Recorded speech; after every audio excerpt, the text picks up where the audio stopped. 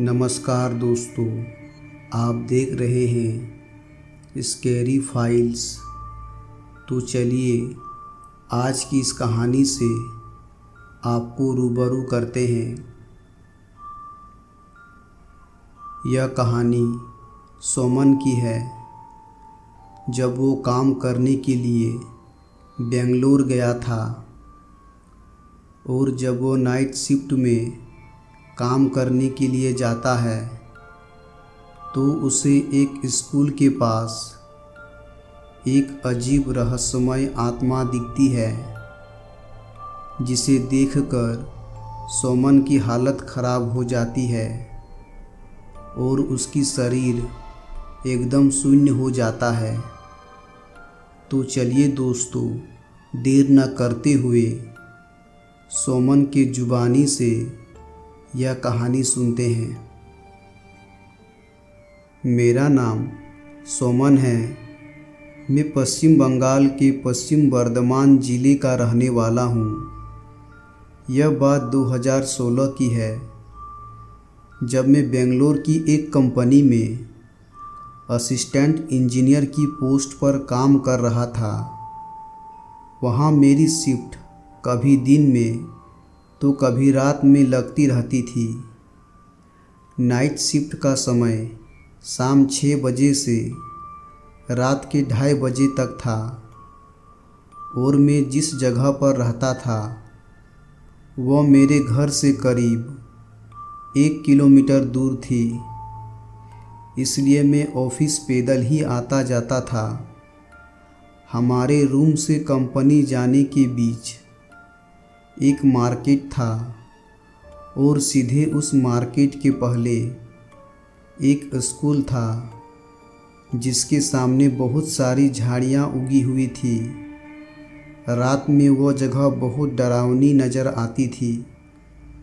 वहाँ रहते हुए जब मुझे कुछ समय हो गया तो पड़ोस में रहने वाले एक चाचा ने एक दिन मुझसे कहा कि तुम रात के वक्त स्कूल के रास्ते में मत आया करो।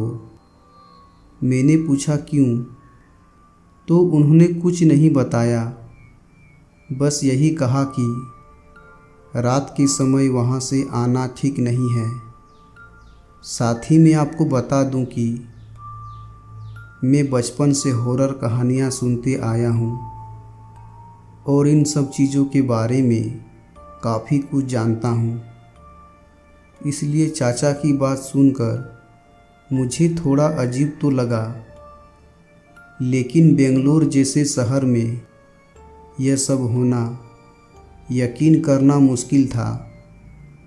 मैं इस बात पर ज़्यादा ध्यान नहीं दिया और इस बात को भूल गया। मैं जिस रूम में रहता था वहाँ मेरे साथ मेरे एक दोस्त भी रहता था। हम दोनों का एक अच्छी कंपनी में कैंपस सिलेक्शन हुआ था, लेकिन 3 महीने बाद ही मेरा प्रमोशन हो गया, लेकिन मेरे दोस्त का नहीं हुआ। प्रमोशन होने के बाद कंपनी ने मुझे रहने के लिए एक अलग फ्लैट दे दिया, जो कंपनी के कैंपस के अंदर ही था। लेकिन मैंने नए फ्लैट में शिफ्ट नहीं किया, क्योंकि मैं नहीं चाहता था कि मेरे दोस्त को ये लगे कि प्रमोशन होते ही मैं उसे छोड़कर चला गया।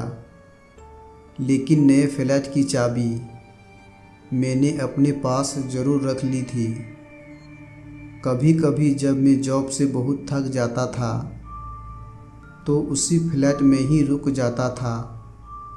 लेकिन फिर एक रात, मुझे आज भी वो तारीख बहुत अच्छे से याद है, 11 दिसंबर 2016। उस दिन मेरी नाइट शिफ्ट थी। काम ख़त्म करते करते मुझे रात के 3 बज गए थे। उस रात कंपनी में मुझे बहुत ज़्यादा काम था, इसलिए मैं भी बहुत मेंटल स्ट्रेस में आ गया था और चलते चलते कब मैं उस स्कूल के पास पहुंच गया, मुझे पता ही नहीं चला। स्कूल के पास पहुंचते ही मुझे बहुत अजीब सा लगने लगा। मैंने हमेशा रात में उसी रास्ते से ही जाया करता था, लेकिन उस रात पता नहीं क्यों मुझे बहुत अजीब सा महसूस हो रहा था। मेरी धड़कन बहुत ज़ोरों से धड़क रहा था, लेकिन फिर भी मैं बस हिम्मत करके चलता रहा। समझ नहीं आ रहा था कि आज इतना डर क्यों लग रहा है। अगर आप लोगों में से कभी किसी आत्मा से आपका सामना हुआ हो तो आप जानते होंगे कि जब कोई आत्मा आपके आसपास होती है तो आपको अपने आप डर आने लगता है। मेरे साथ भी यही हो रहा था।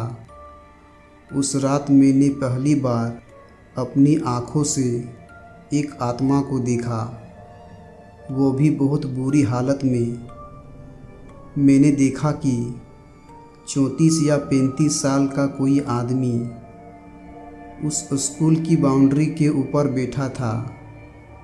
उसके कपड़े बिल्कुल कटे फटे हुए थे और उसका चेहरा बिल्कुल सफ़ेद था, जैसे कि उसके बदन में खून का एक कतरा तक नहीं है।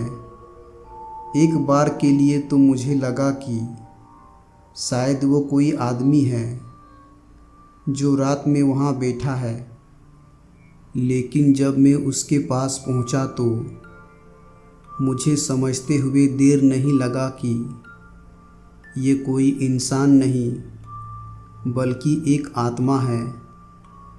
मैं उसके ठीक सामने से निकल रहा था, लेकिन वो ऐसे बैठा था जैसे कि मैं उसके सामने हूँ ही नहीं। मैं बहुत डर गया और धीरे धीरे बिना आवाज़ किए हुए वहाँ से निकलने की कोशिश करने लगा, लेकिन तभी उस आदमी ने सिसक सिसक के रोना शुरू कर दिया। अब तो मेरी डर के मारे हालत ही ख़राब हो गई और तभी मेरे पीछे से आवाज़ आई, रुक जाओ। वो आवाज़ सुनते ही मैं इतनी तेज़ी से वहाँ से भागने लगा जितना मैं आज तक नहीं भागा था। लेकिन भागते हुए भी मुझे पीछे से भारी कदमों की आवाज़ें आ रही थी। भागता हुआ मैं सीधा अपनी कॉलोनी के अंदर जाके घुस गया, लेकिन कदमों की आवाज़ हमारे कॉलोनी के अंदर नहीं घुस सकी, क्योंकि हमारी कॉलोनी के गेट पर ही भगवान कार्तिकेय का एक मंदिर है।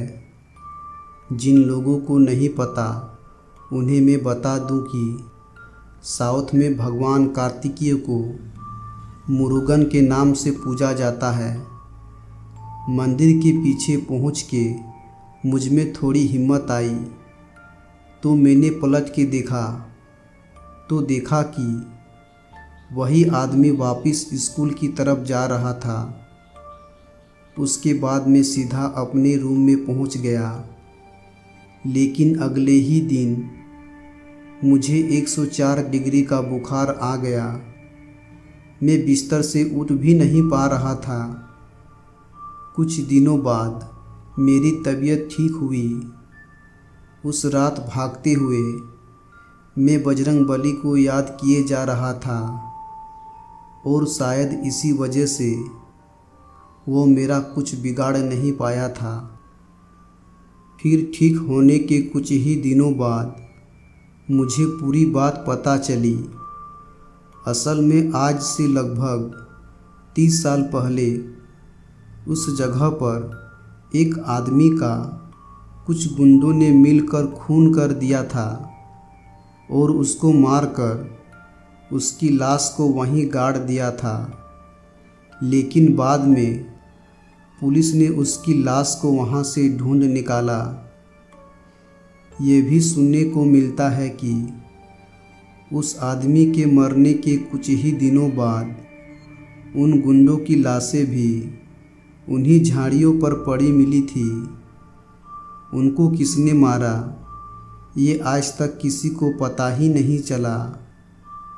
उस रात के बाद मैंने अपनी शिफ्ट रात 9 बजे से सुबह 6 बजे तक की करवा दी। आखिरकार मैंने 7 अप्रैल 2017 को मैंने उस कंपनी से रिज़ाइन कर दिया। अब मैं घर में ही कॉम्पिटिटिव एग्ज़ाम्स की तैयारी कर रहा हूँ। तो दोस्तों, ये थी आज की कहानी। अगर वीडियो अच्छी लगी हो तो वीडियो को लाइक करें और चैनल पर नए हैं तो चैनल को सब्सक्राइब करके बेल आइकन को प्रेस कर दें। मिलते हैं अगले ऐसे ही डरावनी कहानी पर। तब तक के लिए धन्यवाद।